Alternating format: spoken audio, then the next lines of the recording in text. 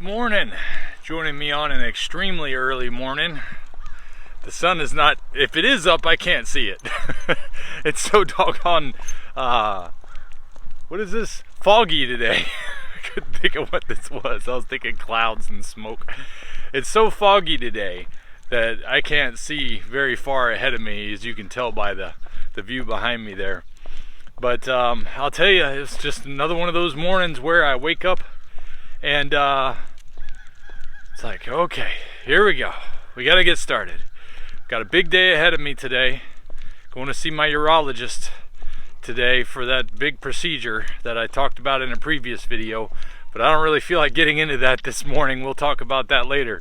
But it's the kind of thing that when you know you've got something rough on the agenda that day, it's really hard to push on and start. But I did it. I did it anyway.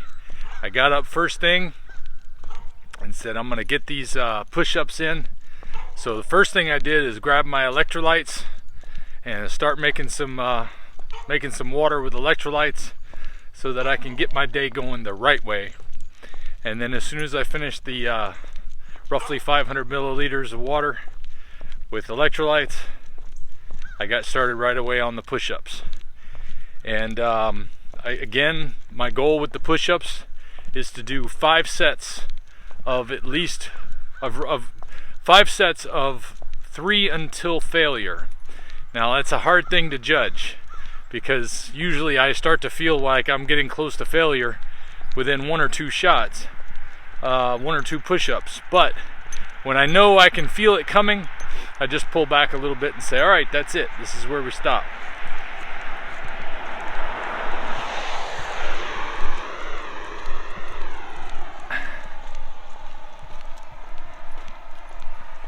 And I was doing 100 push-ups during my first push-up challenge.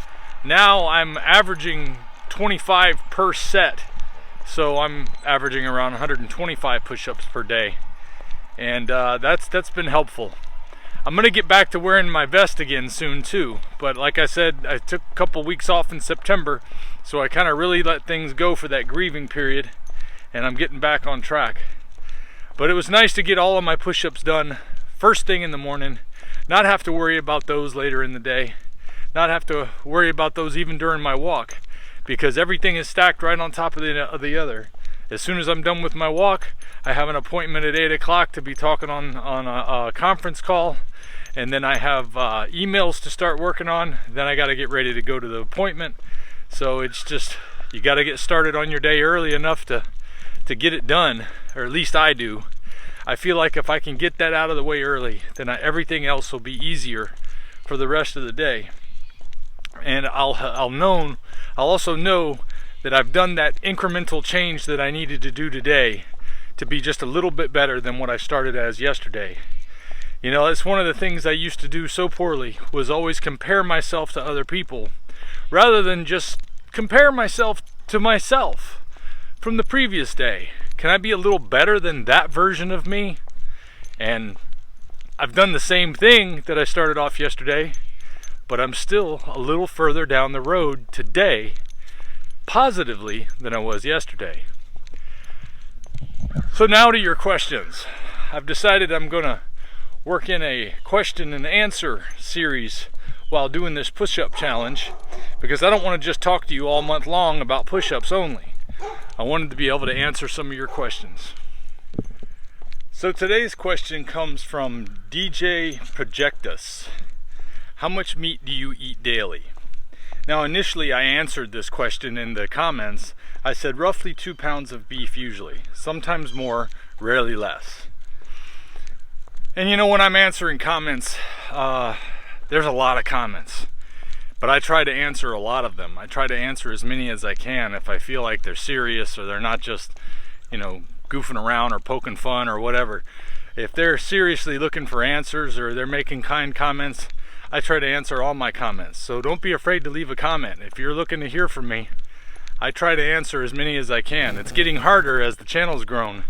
You know, we're over 12,000 subscribers now, so that's kind of exciting. But I'm still managing to get to most of them, and at least letting you know that I've seen them by clicking that I love the comments, because I love all comments, even the negative comments. The only ones I ever delete, and I've been accused of deleting many, I say, no, I don't delete them. I have to stop links from being posted because porn spam sites will constantly post stuff on here. And if you post a link, it's not going to show up initially. But those are the only things that I delete. But this question came and I answered it. And you know, there's really a little bit more to it than just saying roughly 2 pounds a day, because this came in stages. Initially, when I started the diet, I wasn't thinking about how much food I needed to eat or anything like that. The only thing I thought about at the beginning was, how am I going to be able to do this to where I won't fail, where I won't eat the wrong things? Also, granted, in this particular situation, unlike when I did Atkins diet the first time, Atkins diet, I was single. I was alone, so I was getting in shape. It was a lot easier. But this time, I live with 3 carb addicts, and that makes a big difference. So I had to just make sure that I had meat available. So I was cooking a lot of meat initially, so that I would make sure there was always some ready to eat right away. Something that I could just heat up in the microwave or reheat in the oven and be ready to eat, so that I wouldn't give in to temptations. And I just ate when I was hungry. I didn't keep up with how many calories, the weight of the meat, any of that stuff. I just ate when I was hungry. And if I wasn't hungry, I didn't eat. And I was surprised at how soon I started to feel like I don't need to eat as much as I used to. But at that time, my body was burning its own fat for fuel because I wasn't giving it enough carbohydrates. I wasn't giving it any carbohydrates. And my body was saying, okay, we gotta find something for energy here, because everything he's eating is great for the body, but it isn't enough for energy. And I was supplementing electrolytes to have the energy that I need to get through the day, but also my body was converting fat into ketones so that my body could run on that energy. Or at least that's sort of the way I understand it. I do know that when your body is not able to process glucose, that it will start processing ketones instead, because it's searching for fat in your body to start using as fuel. Well, that slows down as you run out of those stores of fuel. I've still got some stores of fuel that I want to deal with, but it's like now my body has found a bit of a stasis where it's comfortable at the size that it's at, and that it's used to the intake that I'm doing.